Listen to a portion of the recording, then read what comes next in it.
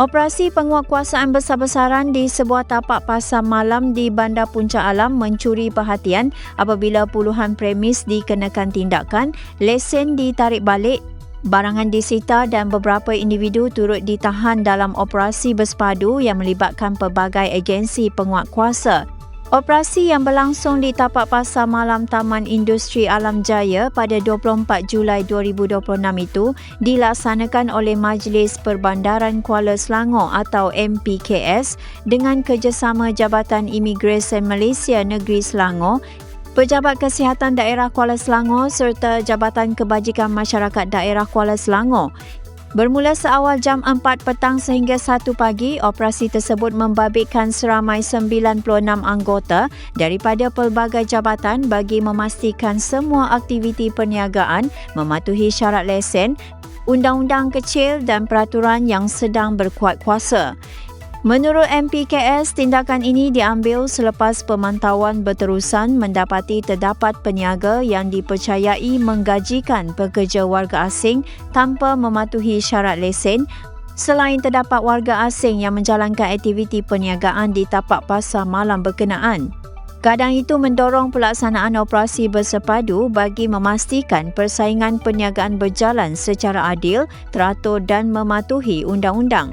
Sepanjang operasi dijalankan, sebanyak 34 premis telah diperiksa oleh Jabatan Penguatkuasa MPKS. Hasil pemeriksaan mendapati semua premis tersebut menjalankan perniagaan tanpa lesen yang sah sekaligus membawa kepada pengeluaran 34 kompaun mengikut Undang-Undang Kecil Penjaja. Selain itu, satu lagi kompaun dikeluarkan terhadap pemegang lesen kerana melanggar syarat lesen dengan menggajikan pekerja warga asing. Tidak terhenti di situ, MPKS turut mengeluarkan 26 notis arahan menghentikan operasi perniagaan serta 1 notis amaran atas pelbagai pelanggaran syarat lesen. Sebanyak 27 premis pula diarahkan ditutup selepas didapati gagal mematuhi peraturan yang ditetapkan. Dalam masa yang sama, 5 tindakan sitaan dilaksanakan melibatkan pelbagai peralatan perniagaan seperti khemah, payung, meja, alat penimbang, tong ikan, bakul sayur dan beberapa peralatan lain yang digunakan dalam aktiviti perniagaan yang didapati melanggar syarat pengoperasian. Aspek kebersihan juga tidak terlepas daripada pemeriksaan. Jabatan Kesihatan dan Persekitaran MPKS mengeluarkan 11 kompaun terhadap peniaga yang gagal menjaga kebersihan kawasan perniagaan. Sementara itu, Jabatan Pelesenan MPKS menjalankan semakan terhadap semua lesen perniagaan yang terlibat dan mengambil tindakan menarik balik 1 lesen kerana melanggar syarat yang telah ditetapkan.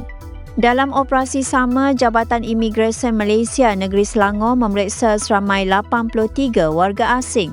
Daripada jumlah itu, 12 individu telah ditahan bagi membantu siasatan serta tindakan lanjut mengikut peruntukan Undang-Undang Imigresen. Pejabat Kesihatan Daerah Kuala Selangor pula menjalankan pemeriksaan terhadap pengendali makanan dan mengeluarkan 8 notis 32B mengikut Peraturan-Peraturan Kebersihan Makanan 2009 selepas mengesan beberapa ketidakpatuhan terhadap peraturan kebersihan makanan. Turut mencuri perhatian ialah tindakan Jabatan Kebajikan Masyarakat Daerah Kuala Selangor yang menyelamatkan 2 wanita dewasa bersama seorang kanak-kanak perempuan yang dipercayai berasal dari Kemboja dan bukan warga negara Malaysia. Kesemua mereka kemudiannya diserahkan kepada Jabatan Imigresen Malaysia bagi tujuan siasatan lanjut mengikut peruntukan undang-undang.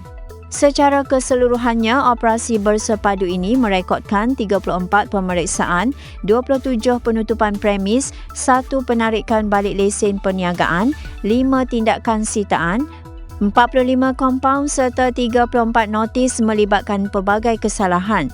MPKS menegaskan bahawa operasi seperti ini akan terus dipertingkatkan dari semasa ke semasa bagi memastikan semua peniaga mematuhi syarat lesen, menjaga kebersihan kawasan perniagaan serta mematuhi segala peraturan yang ditetapkan. Langkah ini juga bertujuan mewujudkan suasana perniagaan yang lebih selamat, tersusun dan kondusif demi kepentingan semua pihak. Terima kasih kerana menonton. Jangan lupa subscribe dan jumpa lagi di video seterusnya.